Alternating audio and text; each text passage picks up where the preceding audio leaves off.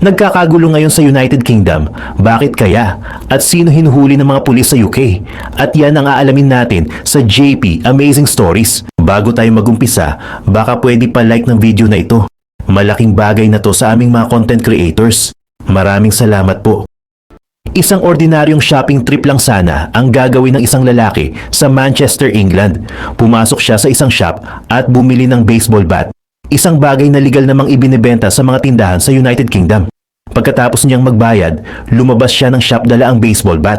Hindi pa man niya ito nagagamit. Nakabalot pa umano ito sa original plastic packaging ng tindahan. Pero ilang sandali matapos siyang lumabas, nilapitan siya ng mga police officer. Dito, nagsimulang uminit ang sitwasyon.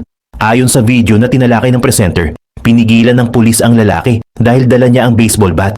Makikita at maririnig naman sa video ang ilang tao sa paligid na paulit-ulit na nagsasabing bagong bili lamang ang bat at nakalagay pa ito sa packaging. Para sa mga witnesses, malinaw umano na hindi ito nakatagong weapon. Nakikita mismo ang plastic packaging at maaari ring patunayan ng receipt na kabibili lamang nito. Pero hindi doon natapos ang pangyayari. Habang nagtatalo ang mga tao at pulis, mas lalo pang naging tense ang eksena.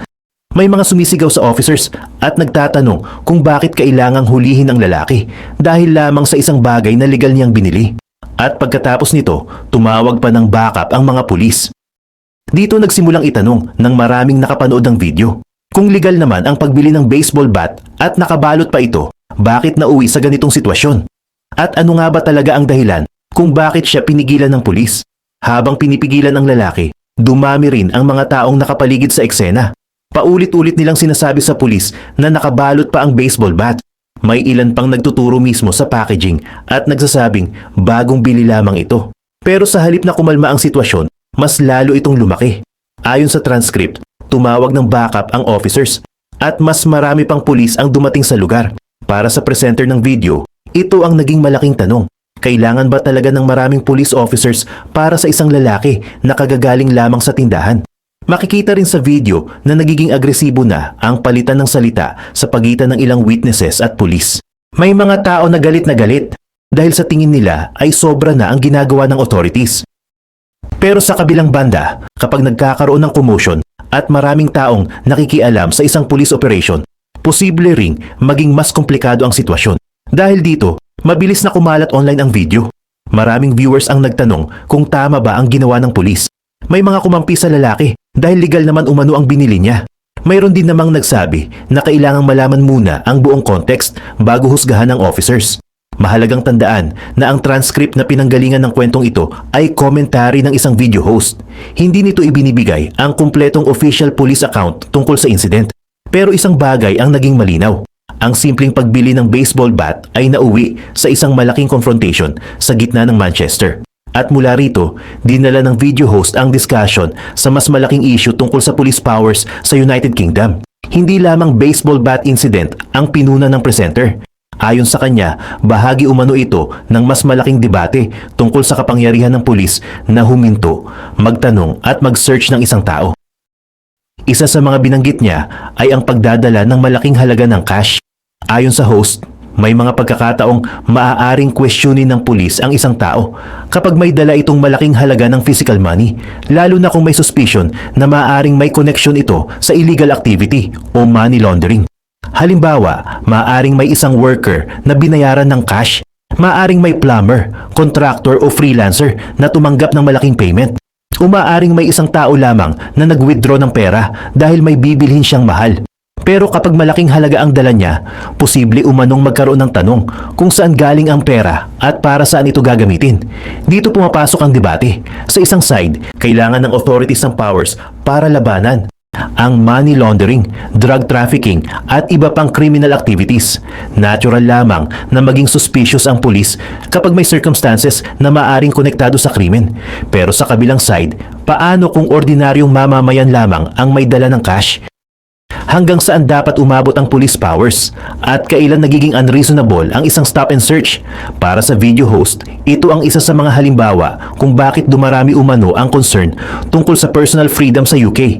Pero mahalagang linawin, ang claim na maaaring basta-basta maaresto ang isang tao dahil lamang may dala siyang cash ay hindi pinapatunayan ng buo ng transcript. Ang presenter mismo ang nagbibigay ng kanyang interpretation sa mga insidenteng tinatalakay niya.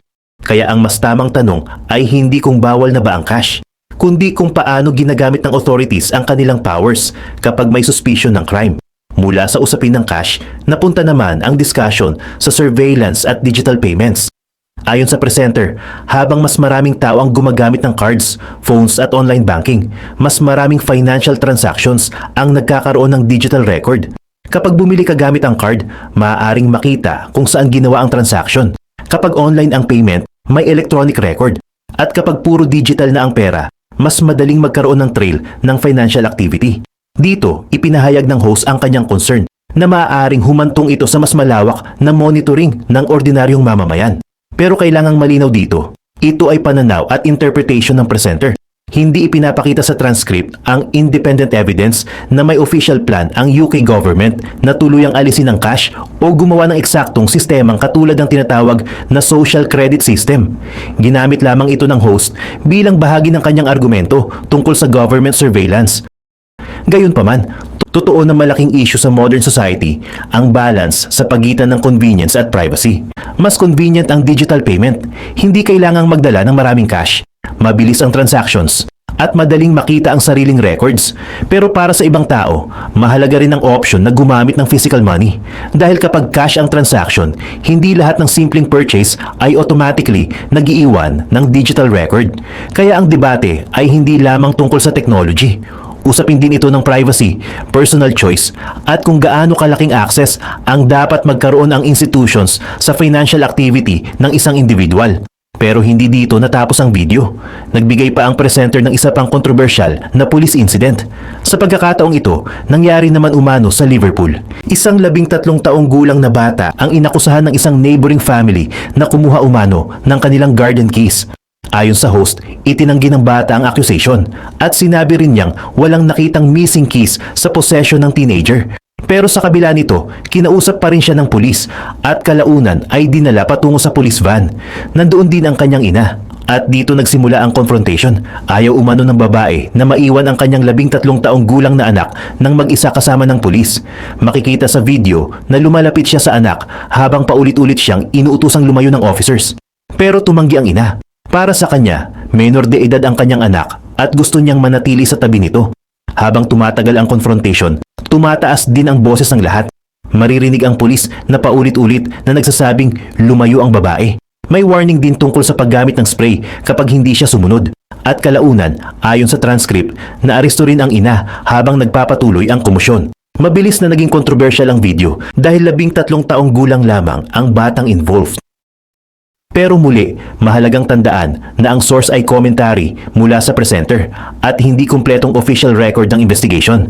Mas naging seryoso pa ang allegation pagkatapos ng confrontation. Ayon sa video host, barefoot umano nang dalhin ang 13-year-old boy patungo sa police van. Sinabi niyang naiwan sa ground ang sapatos at medyas ng bata at hindi umano ito pinayagang kunin bago siya dalhin ng officers. Pero mas mabigat ang sumunod na allegation. Ayon sa presenter, sinabi ng bata na nasaktan ang kanyang wrist habang nasa police custody o habang nangyayari ang confrontation. Kalaunan, dinala umano siya ng kanyang ina sa hospital at sinabing nabalian ang kanyang wrist. Kung totoong nangyari ito sa paraang ikinuwento ng pamilya, natural lamang na magkaroon ng tanong tungkol sa amount of force na ginamit sa isang 13 taong gulang. Pero kailangang maging maingat sa wording. Ang transcript ay nagbibigay lamang ng claim mula sa presenter tungkol sa sinabi ng pamilya. Wala sa source ang kumpletong medical report. Wala rin dito ang full police response tungkol sa alleged injury. Kaya mas tamang sabihin na inaangkin ng pamilya na nasaktan at nabalian umano ng wrist ang bata kaysa sabihin agad na napatunayang pulis ang nakabali nito. Gayunpaman, naging malaking bahagi ito ng discussion tungkol sa treatment ng minors kapag involved sila sa police investigation. Dapat bang palaging kasama ang parent? Ano ang tamang procedure kapag teenager ang suspect? At paano masisiguro na hindi magiging traumatic o unnecessary ang paggamit ng force? Ito ang mga tanong na naiwan pagkatapos kumalat ang video. Pagkatapos ng dalawang incidents, pinalawak ng video host ang discussion. Para sa kanya, may problema umano sa priorities ng policing sa United Kingdom. Sa isang banda, mahigpit ang response sa lalaki na bumili ng baseball bat. Sa isa pang incident, naging tense ang confrontation sa isang 13 taong gulang na bata at kanyang ina. Pero ayon sa presenter, may mga pagkakataon naman na pakiramdam ng publiko ay mabagal ang response sa mas seryosong crimes gaya ng robbery, assault at burglary. Dito niya kinwestiyon ang balance sa pagitan ng public safety at individual freedom. Mahalaga ang pulis. Kailangan sila para maprotektahan ng public. Kailangan silang magkaroon ng sapat na powers para makapag-imbestiga at makapigil ng crimes. Pero kasabay nito, kailangan ding may limitasyon. Dahil kapag masyadong malawak ang kapangyarihan ng authorities, maaaring magkaroon ng concern tungkol sa abuse, unnecessary force o maling paggamit ng police powers. Ito ang malaking debate. Hindi sapat na sabihing lahat ng police action ay mali. Pero hindi rin dapat isipin na dahil pulis ang gumawa ay automatic ng tama ang bawat desisyon. Kailangan pa ring tingnan ang circumstances, evidence at applicable law sa bawat incident. At kapag may video na kumakalat online, mahalaga ring tandaan na kadalasan ay isang bahagi lamang ng buong pangyayari ang nakikita ng publiko. May isa pang topic na tinalakay ang host. Ito naman ay tungkol sa mga products na maaaring kailanganin ng age verification o ID kapag binibili. Binanggit niya ang ilang energy drinks, scissors at super glue bilang examples ng products na maaaring may restrictions o store policies tungkol sa pagbebenta sa minors. Para sa presenter, halimbawa, ito ng tinatawag niyang sobrang regulation sa ordinaryong buhay. Pero mayroon ding ibang dahilan kung bakit naglalagay ng restrictions ang shops. Ang scissors ay maaaring gamitin bilang weapon.